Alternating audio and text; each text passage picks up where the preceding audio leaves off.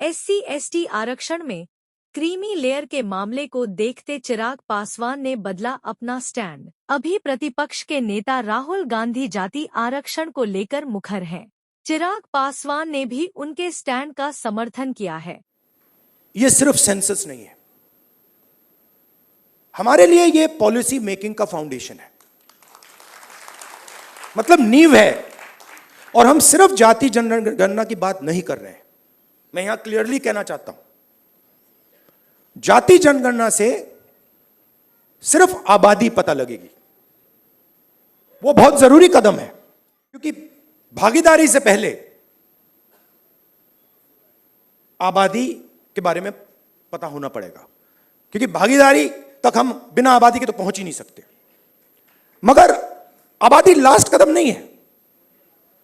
आप ये मत सोचिए कि आइडिया ये है कि भैया जाति जनगणना हो गई, उसमें सबकी गिनती हो गई और बात वहां खत्म हो जाएगी। नहीं, ये मेरा विजन नहीं है, ये पहला कदम है। मेरा विजन है कि हिंदुस्तान में धन किस प्रकार से बांटा जा रहा है। ओबीसी के हाथ में कितना है, दलितों के हाथ में कितना है, मजदूरों के हाथ में कितना है। मेरी पार्टी ने अपना रुख इसको लेकर हमेशा से स्पष्ट रखा है कि जातीय जनगणना का पक्षधर लोक जनशक्ति पार्टी रामविलास है। हम लोग चाहते हैं कि जातीय जनगणना हो। इसका कारण है, कई बार राज्य सरकार और केंद्र सरकार भी कई ऐसी योजनाएं बनाती हैं जो उस जाति को मद्देनज़र रखते हुए उसको मुख्य धारा के साथ जोड़ने की सोच के साथ वो योजनाएं तैयार की जाती हैं।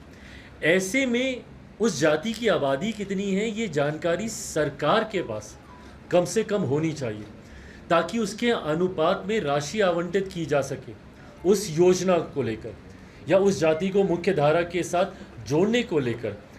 ये आंकड़े कम से कम सरकार के पास होने चाहिए। मैं इन आंकड़ों को सार्वजनिक करने का पक्षधर नहीं हूँ। मैं मानता हूँ कि ऐसे आंकड़े समाज में डिवाइड क्रिएट करेंगे। ऐसे में मैं चाहता ज़रूर हूँ, कई बार न्यायालय के द्वारा भी आबादी को लेकर मांग की गई है, पूछा गया है कई बार सरकारों से कि फलाना जाति की क्या आबादी है। तो ऐसे में ये आंकड़े मैं मानता हूँ कि कम से कम सरकारों के पास होने चाहिए।